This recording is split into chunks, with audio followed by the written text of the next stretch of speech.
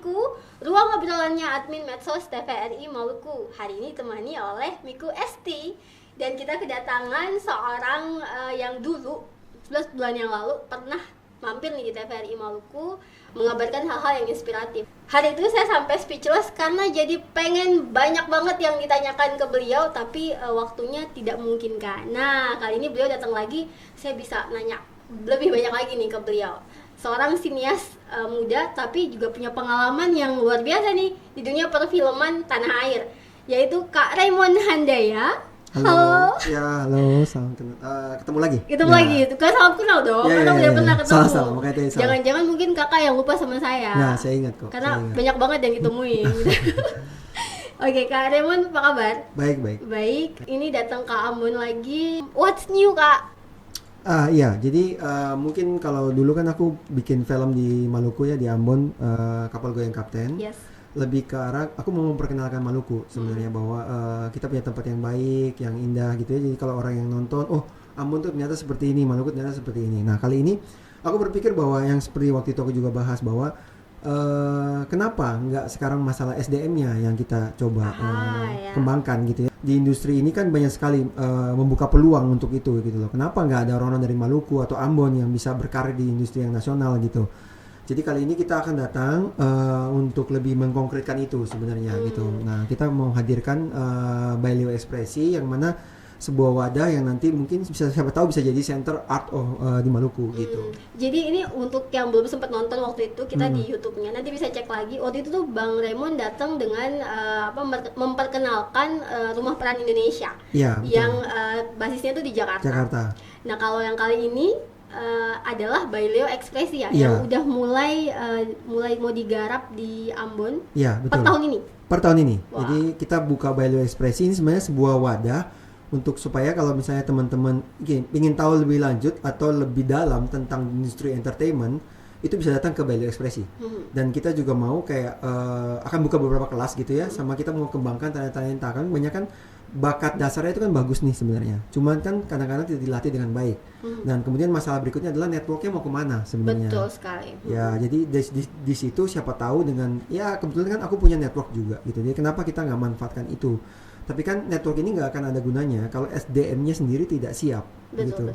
Jadi kita mau coba garap SDM-nya dulu, kemudian kita tahu potensinya di mana, si A di mana, si B di mana. Nah, mungkin dari situ ada yang bisa kita bawa ke Jakarta sehingga ya siapa tahu bisa masuk ke industri perfilman gitu. Bang Ray, ini kan Bang Ray datang terus beberapa bulan ini yang lalu ya, ada launching film Glenn Fredly The Movie. Betul. Aku mau nanya ke sana boleh dong ya? Boleh. Ini kan ngomong sama sinias, ngomong apa aja boleh. Bebas. Nah, kita launching Glenn Fredly The Movie itu, dan itu happening banget di Ambon tentunya. Iyalah, tokohnya tokoh Maluku gitu. Yang memerankannya itu bukan orang Maluku. Yep. Nah, ini sosok Bung Glenn-nya ini sendiri. Menurut Kak Ray itu gimana dari pandangannya Kak Ray? Untuk apa sosoknya yang memerankan? Untuk memerankan? sosoknya ya, apakah memang memerankan seorang karakter daerah tertentu dengan logat, dengan dialek, dengan ya karakternya pasti beda-beda tiap daerah. Apakah itu harus diperankan oleh putra daerah ataukah memang di dunia perfilman itu ya terbuka itu, siapapun bisa asalkan dia mampu gitu? Jadi gini, kalau kita bikin film dengan skala nasional, pastikan harapan produsernya adalah film ini bisa menjual. Yes. Oke. Nah, untuk menjual itu kita butuh orang yang punya nama, tentu saja kan, artis yang punya nama gitu. Nah, kalau kita bicara stok, sekarang artis dari Maluku siapa yang menjadi saya tier satunya lah, grade A-nya lah di industri nasional kan?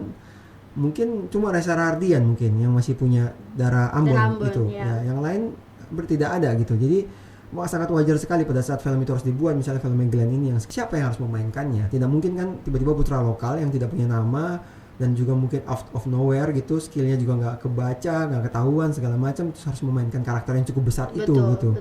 Jadi masih sangat make sense sekali. Akhirnya dicari orang-orang yang mungkin pas untuk memainkan itu gitu.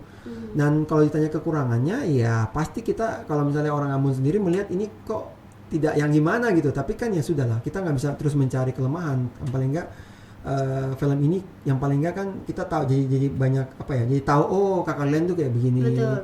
Kita jadi tahu ceritanya seperti ini dan sebagainya. Jadi ya anggap aja itu sebuah tontonan lah, entertainment. Dan inilah artinya urgensi untuk melatih anak-anak muda Maluku untuk punya bakat acting yang akhirnya nanti bisa untuk menjual ya, dan bisa memerankan karakter-karakter tokoh-tokoh penting sendiri dari Maluku. Ada urgensi di situ, bener nggak sih? Iya, urgensinya itu, sama mungkin lebih besarnya lagi sebenarnya urgensinya adalah bisa nggak sih putra Maluku itu menjadi aktor besar di tanah air, Iya. kan begitu? Gitu. Akan sangat indah sekali kan kalau misalnya itu bisa terwujud gitu. Dan yang bikin penasaran sebenarnya ya, sebenarnya base talentanya itu baik. Jadi kita lihat secara karakter wajah ataupun apa ya, dari bentuk pola tubuh segala macam, Maluku tuh punya khas, Yes. Timur tuh punya khas gitu ya. Dan masa sih nggak punya talenta? Nggak mungkin gitu. Aku yakin banyak sekali, mungkin kayak gini nih, misalnya penyanyi, kurang jago apa orang Ambon nyanyi Iya gitu dong. ya, jago dong gitu. Tapi berapa banyak yang masuk ke industri tanah air? Kan tidak banyak gitu. Glenn aja memang besar di Jakarta gitu loh, makanya dia dekat sekali sama industri. Nah, jadi berarti kan ada yang salah nih. Maksudnya mereka ini cuma talenta saja, tidak digarap dengan baik gitu loh. Betul. Tidak apa belajar yang tepat gitu loh. Nah, kemudian setelah itu kan pertanyaannya kan mau kemana ya? Sama siapa ya gitu. Salah info, salah langkah kan gitu, atau gimana sebagainya. Karena ya anggap ini sebuah industri. Begitu masuk ke industri, berarti kan banyak banget tuh penipu lah, salah arah dan segala macam, itu banyak sekali gitu. Jadi inilah yang membuat aku kayak, oh oke, aku punya networknya, Yes. gitu ya, aku di sana, kenapa nggak aku coba untuk menggalakkan ini gitu? Siapa tahu kita bisa menemukan talenta di Maluku gitu. Dan sebenarnya bukan cuma di belakang depan layar, tapi di belakang layar Belakang juga. layar juga. Iya. Dan sekarang ini industri entertainment ini kan berkembang ya. Orang-orang yang content creator aja itu bisa punya penghasilan yang sangat luar Iya, biasa betul, loh. betul. Iya. Kenapa dari Maluku tidak ada yang besar gitu loh, maksud aku gitu. Itu Nah, sih. kalau dengan Bailey Ekspresi ini, jadi berarti kan membuat sebuah lembaga ya pendidikan lah ya, ini pelatihan pendidikan bisa dibilang seperti itu untuk melatih anak-anak muda Maluku untuk kemudian punya bakat. Yang pertama dimulai dengan acting dulu misalnya gitu ya, atau Enggak, itu salah satunya. salah satunya. Oke, Salah berarti satunya. Semua bakat dan talenta anak muda Maluku itu dikembangkan. Iya. Ada strategi apa sih yang dipunya sama Bang Ray dan kawan-kawan di Bailey Ekspresi? Kalau dibilang strategi khusus sebenarnya tidak. Jadi kita sebenarnya membuka dulu. Kita membuka, ada beberapa kelas gitu yang kita buka. Jadi poinnya adalah gini. Aku mau bilang bahwa ini dimulai dengan manusianya dulu. Kita mau coba benerin gitu. Bahwa percaya diri itu sangat penting. Begitu kamu percaya diri, kamu bisa melakukan apapun. Tapi kalau kamu tidak percaya diri, mau sepintar apapun juga nggak akan bisa, kan begitu. So basically adalah begini. Kita akan mencoba untuk mendorong untuk seseorang untuk mengenali dirinya, Yap. menemukan potensinya, kemudian mengembangkan potensinya dan mengambil perannya, begitu. Kurang lebih begitu. Jadi proses ini kan sebenarnya mungkin mudah diucapkan, Tapi tapi prakteknya susah. prakteknya tidak sesederhana itu Ya. gitu.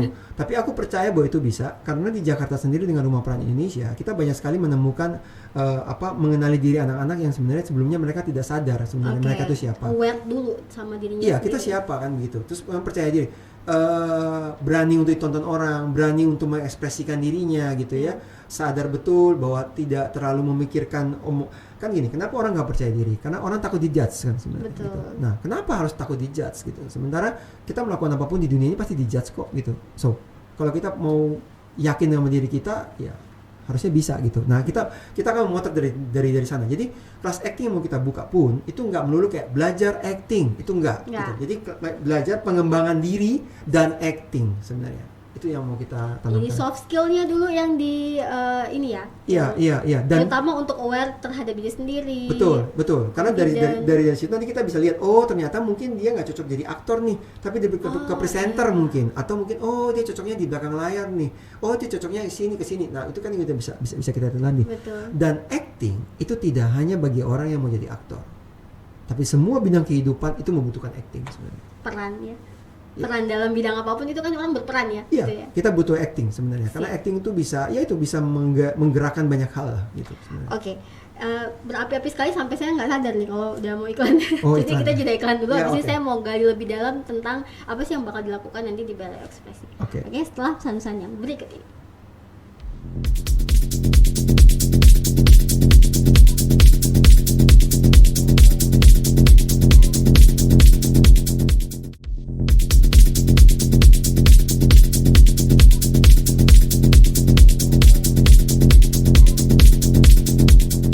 Kembali lagi di podcast Ruang Miku bareng Miku Esti dan Kak Raymond Handaya. Kak Ray tadi ngomong soal untuk di awal-awal Balai Ekspresi akan lebih fokus kepada pengembangan diri dulu ya, pembangunan soft skill, confident dan lain-lain, dan juga awareness terhadap sebenarnya mereka tuh siapa gitu. Kak Ray, dulu saat Kak Ray awal-awal masuk ke dunia perfilman, ada tidak sih yang membantu atau yang ini kan sekarang bikinnya Balai Ekspresi yang udah ada lembaga tertentu yang ngebantu anak-anak muda. Dulu tuh gimana sih? Apakah memang Bang Ray menemukan dirinya Bang Ray sendiri atau memang ada yang membantu gitu? Kalau aku pribadi sebenarnya aku sendiri. Oke. Aku sendiri. Jadi mungkin perjalanan hidup yang membentuk aku ya. Gitu. Jadi mencoba ini, mencoba itu, kemudian ya banyak yang aku pelajari dan sebagainya. Gitu. Tapi jadinya concern karena nggak semua orang bisa seperti betul, itu ya. Betul. Jadi memang perlu ada yang membantu mungkin untuk mereka aware. Oh, jadinya aku tuh maunya ini, aku bisanya tuh lebih ini. Iya. Dan memang zaman berubah. Oke. Berubah. Aku banyak ngelatih anak-anak muda juga sekarang yang usianya belasan, puluhan tahun gitu ya, dan berasa sekali kalau zaman itu mempengaruhi. Jadi cara pikir, mentalitas dan segala macam memang agak sedikit berubah memang. Jadi mau nggak mau, aku pikir kalau misalnya kalau kita sendiri kan butuh waktu ya. Yes. Butuh waktu. Ya itu takes time to do that gitu. Jadi kalau ini kita bisa shortcut, semoga kita bisa lebih cepat untuk tentunya dengan training dan pelatihan-pelatihan seperti ini. Iya, jadi kita lebih cepat kayak menyadarkan mereka, sama kayak anak-anak yang dikasih tahu sama orang tuanya gitu ya. Ada yang kasih tahu, lu jangan gitu loh, lu jangan gini atau gimana gitu. Kalau di Balai Ekspresi sendiri ini rencananya di bulan berapa nih bakal dibukanya nih? Kayaknya di akhir Mei menjelang Juni kalau nggak salah. Itu dimulai yang actingnya dulu, baru masih kelas acting dulu ya. Kenapa mulai dengan acting Bang? Apakah memang lebih mudah mencari tenaga pengajar atau gimana gitu di actingnya? Jadi gini, itu tadi aku bilang bahwa acting itu kan tidak hanya untuk seni peran. Jadi kita mulai dengan acting dulu karena siapapun bisa belajar acting gitu ya. Jadi kalau di Jakarta tuh bahkan kayak ibu-ibu sosialita itu belajar acting juga gitu. Jadi semua orang belajar acting gitu, bisa belajar acting. Jadi makanya kita mulai dari acting. Dan dari sana kan pengembangan diri dan actingnya kan kita bisa lihat lebih luas gitu. Ini kayaknya talentanya kemana ya? Apakah memang cukup hanya di Kota Ambon saja, atau kita bisa bawa ke nasional, atau mungkin yang lainnya gitu. Ini correct me if I'm wrong. Ini pertama kalinya nih ada lembaga yang khusus melatih acting gitu. Kalau di Maluku mungkin sanggar-sanggar juga banyak juga yang melakukan itu ya. Cuma memang kalau kita bedanya adalah kita memang langsung ke sinema gitu. Jadi gini, belajar lebar. Iya, jadi belajar acting untuk teater itu memang berbeda dengan di sinema. Kita nggak bisa pungkiri gitu. Nah, dan gini, sekarang aja banyak banget kayak teman-teman kita dari Ambon yang memang sudah sering main di sini, begitu ke Jakarta dan hilang gitu. Kenapa? Karena standarisasi memang jauh gitu. Memang makanya kita mau coba untuk ngasih pelatihan yang lebih komprehensif, lebih supaya lebih ready aja sebenarnya. Harusnya begini ya, harusnya begitu ya. Dan kita bisa begini. Yang penting lagi tuh gini, kita bisa langsung punya sebuah penilaian. Ini bisa cocok nggak? Bisa lu bisa sustain nggak di nasional gitu. Kalau nggak, aku akan bilang nggak gitu. Sehingga kita nggak wasting time dan orang yang bersangkutan juga tidak sia-sia kan gitu. Mungkin itu kali ya. Ini rencananya bakal menghadirkan tenaga pengajar dari luar ataukah memberdayakan mereka yang memang ada di Maluku? Jadi dua-duanya. Dua-duanya. Ya, kita bawa pengajar dari Jakarta, kemudian pengajar lokal juga kita siapkan. Jadi kita ada transfer ilmu juga. Jadi diharapkan bahwa makin banyak orang yang ngerti, yang bisa mengajar di sini, maka lingkup kita akan lebih luas lagi gitu loh. Gitu. Jadi sebenarnya kita dua-duanya gitu. Kayak kita juga mau ada buat film juga di sini, itu juga sama. Jadi kita bawa kru dari Jakarta, kita pakai juga kru lokal sehingga transfer ilmu terjadi. Betul, transfer ilmu ya, kata kuncinya. Nah, ini siapa aja yang dilibatkan nih di Balai Ekspresi ini? Saat ini sih sebenarnya ada beberapa yang kemarin kita coba ketemu sama beberapa orang dan mereka cukup antusias, cukup cukup baik lah mau mensupport Balai Ekspresi ini, sehingga kita mungkin akan coba dulu jalan dengan beberapa orang. Nah, saat ini Museum Siwalima juga sangat mendukung kegiatan ini gitu ya. Mungkin dari situ mungkin pelan-pelan nanti kita makin besar lagi. Berharapnya sih keluaran output dari Balai Ekspresi ya, mungkin ini baru mulai, tapi ke depan kalau ada outputnya ini bisa juga mengisi acara-acara di TVRI gitu. Betul. Ya, TVRI Maluku khususnya. Betul. Karena kita memang butuh juga talenta muda berbakat yang memang kekinian. Ya, Karena ini udah harus beda kan, sekarang Betul. tampilannya beda. Nah, terkait dengan yang sekarang ini, apa yang beda nih, Bang Rey? Dari yang dulu sama yang sekarang dengan teknologi, dengan AI segala macam, apa yang berbeda di industri perfilman? Kalau beda mungkin kalau teknologi terus berjalan ya. Jadi kayak peralatan-peralatan baru atau alat-alat baru segala macam mungkin ada juga yang memang itu membedakan. Jadi lebih mudah dan segala macam. Tapi sebenarnya apa ya?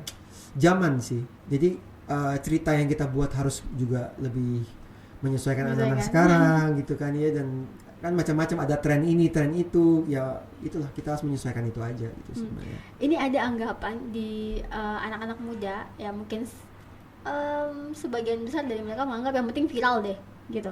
Yang penting viral dulu, nanti mau bakatnya apa nanti belakangan juga kelihatan. Yang penting viral dulu. Itu benar nggak sih?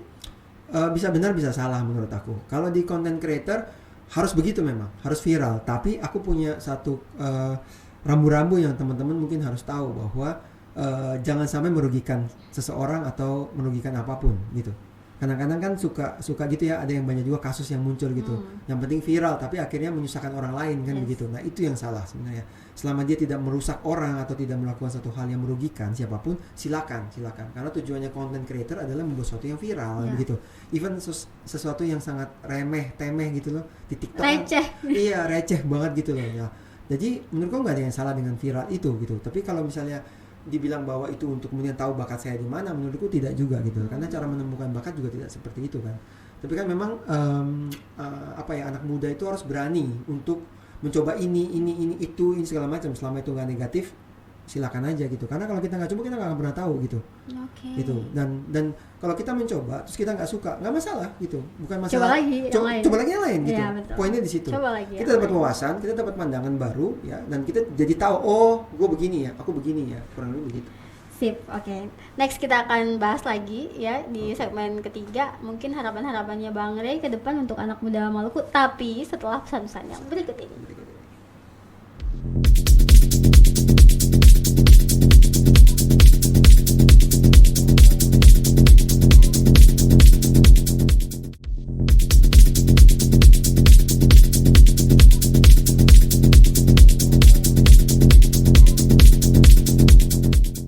Kembali lagi di podcast Ruang Miku, ini segmen terakhir kita bareng Bang Raymond Handaya. Bang Ray, tadi sempat ngomong banyak soal kita harus mulai dari mana, nah kan? Dan Bang Ray bilangnya tadi mulai dari diri sendiri dulu, aware. Bang Ray, kalau di Rumah Peran Indonesia, ya kan Bang Ray sebelumnya di Rumah Peran Indonesia, itu kita bicara skala nasional. Saya nge-stalking akun IG-nya dan udah lihat banyak banget angkatan batch yang udah keluar, output mereka, talenta muda udah banyak banget. Saya lihat mereka juga udah gabung di sinetron, ada juga yang udah di film gitu kan. Itu butuh waktu dari 2019 sampai sekarang 2024 mungkin ya. Tentunya bukan cuma Bang Ray yang ada di situ, ada banyak orang yang terlibat. Bang Ray, dengan visi Bang Ray ke depan, Maluku butuh berapa lama untuk bisa seperti itu dengan value ekspresi? Sebenarnya sih bukan durasi menurut aku, tapi lebih ke kita coba batch 1 misalnya. Batch 1 misalnya let's say mungkin 15 orang mungkin mengikut. Nah, 15 ini kan sebenarnya sudah bisa punya sebuah tolak ukur. Kalau misalnya dari 15 ternyata ada 1 atau 2 yang bagus, ya bisa aja gitu. Tapi bisa aja 15 orang ini juga nggak punya kualifikasi yang cukup untuk ke nasional misalnya gitu. Itu bisa juga terjadi. Jadi sebenarnya bukan di waktu gitu. Tapi aku mengajak bahwa gini loh, kalau kalian memang tertarik sama dunia entertainment, kalian mau ambil ini sebagai suatu kesempatan dan opportunity untuk lebih besar lagi, ayo gabung gitu. Karena makin banyak orang, kita kemudian makin banyak juga bisa melihat gitu potensi talenta-talentanya seperti apa gitu. Oke, ini aku akan sedikit mengaitkan karena aku kan ngelihat keberhasilannya Rumah Peran Indonesia dulu ya kan. Aku nggak tahu, tapi aku merasa optimis aja dengan Rumah Peran. Kalau udah kayak gitu nanti value ekspresi mungkin dengan kajiannya Bang Ray dan kawan-kawan dan kolaborasi yang dijalin pasti juga bisa setidaknya menyamai lah gitu ya. Di Rumah Peran Indonesia Bang Ray menggait banyak orang tuh, dan juga aktor-aktor senior salah satunya turut berduka cita untuk Mas Yayu Unru ya. Iya, Itu terima salah kasih. satu bisa dikatakan founder Rumah Peran Indonesia. bisa Ya, dibilang tapi founder. beliau adalah mentor yang memang juga cukup mewarnai kancah perfilman Indonesia ya. Dan internasional. Dan internasional, betul Ya. sekali. Bang Ray, kita bicara soal perfilman tanah air, kita juga yang lagi happening adalah undang-undang penyiaran yang lagi revisi undang-undang penyiaran lagi digodok. Kemudian apa namanya, kita ini orang penyiaran ya di TVRI ya, jadi kita tuh sebenarnya sangat eager untuk tahu nantinya bakal seperti apa. Nah, kalau di dunia perfilman sendiri ini kan di situ kok aku nggak tahu Bang Ray itu ngikutin atau tidak, tapi kalau dilihat di situ ada hal-hal yang mungkin dianggap pro dan kontra juga nih ya. Yang kontra bilangnya akan sangat membatasi kreativitas anak muda untuk ya, di film, dilarang ini, dilarang itu. Gimana sih pendapatnya Bang Ray gitu? Menurut aku itu wajar saja sih, semua orang kan punya opini karena kan mereka punya pandangan. Nah, tapi kalau aku pribadi sendiri, bagi aku nggak ada masalah gitu, karena bagaimanapun juga apapun yang dilakukan terus harus ada koridornya menurut aku. Kita nggak bisa bilang juga bahwa anak muda bisa sebebas apapun gitu, nggak bisa juga gitu, karena begitu masuk ke ranah publik, kan ini tontonan akan dilihat oleh siapa gitu.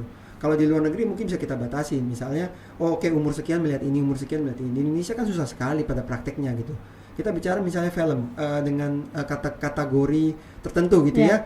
Anak umur 9 tahun juga bisa nonton kok Itu sebenarnya dia. gitu. Jadi sehingga menurut aku pribadi ya wajar aja. Jangan pernah bilang bahwa kreativitas terbatasi. Kreativitas itu bisa dari mana aja. Justru dengan koridor itu kemudian kita harus bikin apa nih dengan koridor ini gitu. Sehingga kreativitas itu tetap bisa terpenuhi gitu maksud aku gitu. So bagi aku sih ya kita lihat aja seberapa ketat nanti. Iya gitu. Tapi jangan pernah bilang bahwa terus itu bikin kita mati gitu. Enggak, justru orang kreatif harus lebih kreatif dong. Oke, gitu. artinya Bang Raymond ini adalah tipikal yang bilang kreativitas itu ya justru kalau semakin diberikan ruang terbatas di situ dia berkembangnya gitu ya. Iya. Oke. Kita kalau ngedirect film di Indonesia itu kan semua banyak banget limitationnya. Kalau kita bilang bahwa kenapa nggak bisa sama kayak Hollywood, come on, beda banget gitu. Di sini kita syuting bisa satu hari bisa berapa scene, 12 scene, gitu. Ya banyak waktu udah ini buru-buru apa segala macam harus gimana. Kita bikin gitu lah. Penonton nonton loh, kok begini adegannya, kok begini. Mereka kan tidak tahu keterbatasan kita di belakang layar seperti apa. So menurutku ya udah sah-sah saja gitu. Coba aja dilakukan gitu. Karena ini sebenarnya kenyataan di lapangan gitu. Sip banget ini. Kalau semua orang punya pikirannya kayak gini nih, mantep nih. Kalau orang Maluku ya. Karena ya justru kreativitas itu yang di-challenge ya ketika kita dibatasi. Iya. Karena terlalu banyak protes juga tidak menghasilkan apa-apa gitu sebenarnya kan. Toh regulasi ya regulasi. Kita mau lawannya gimana gitu. Nggak bisa. We don't have any power. Iya. Nggak mungkin kita demo-demo terus for nothing gitu loh, buat apa juga gitu. So aku pikir ya itu tadi. Kita kreatif lah, kita bisa kreatif dong. Harusnya bisa. Bisa ya harusnya. Harusnya bisa. Ya. Oke. Sekarang ngomongin balai ekspresi, tentunya nanti kalau misalnya ada yang mau daftar atau gimana, mungkin Bang Ray bisa kasih informasinya. Saat ini mungkin karena kita belum ada base camp, Tadinya kita mau coba punya base camp, terus kemudian kita pikir-pikir kayaknya entar dulu. Berarti virtual nih sekarang. Masih virtual, tapi kita bisa dapat informasi lebih lanjut di museum. Museum Siwa 5. Museum Siwa 5 ya, dengan Museum Siwa 5. Mungkin sementara di sana dulu gitu ya. Ini juga ada tim dari Ambon nanti yang akan misalnya lebih ke offline lah, lebih ke kampus-kampus, sekolah-sekolah. Dia datengin ya. Komunitas ya, kayak gitu mungkin ya. Jadi memperkenalkan beliau ini apa dan segala macam, mungkin supaya lebih jelas lah gitu. Gitu. Oke. Jadi nanti mungkin informasinya biar lebih jelas, nanti akan dibuka kelas acting balai ekspresi. Bisa untuk usia berapa ke berapa nih? Ini harus jelas dulu. Iya betul. Kalau anak-anak tuh sekitar 5 sampai 12. 5 sampai 12 tahun. Ya, kalau dewasa 13 sampai tak terhingga gitu. Jadi kakek-kakek juga boleh. Kalau ada 95 tahun di rumah yang nganggur silakan. Masya Allah, saya nggak tahu itu ya.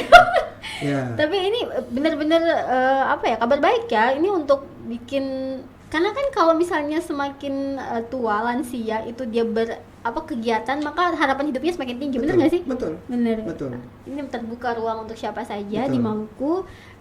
Kita berharapnya balai ekspresi ini bisa melaju gitu ya, dan bisa menghasilkan talenta-talenta terbaik untuk Maluku dan juga untuk kancah nasional, Iya. internasional. Iya. Dan pada saat misalnya nanti kan kelas dimulai kan sebenarnya saya juga akan hadir untuk awal-awal ini. Oke. Kemudian kalau ada yang mau sekedar bertanya atau mau sharing atau mau apapun, kita sangat-sangat terbuka sekali gitu, sehingga orang punya begini ya, harusnya begini begitu dan sebagainya. Kak Delas, mungkin ada pesan dan harapan yang mau disampaikan ke pemirsa TVRI Maluku yang nonton? Iya. Bisa langsung.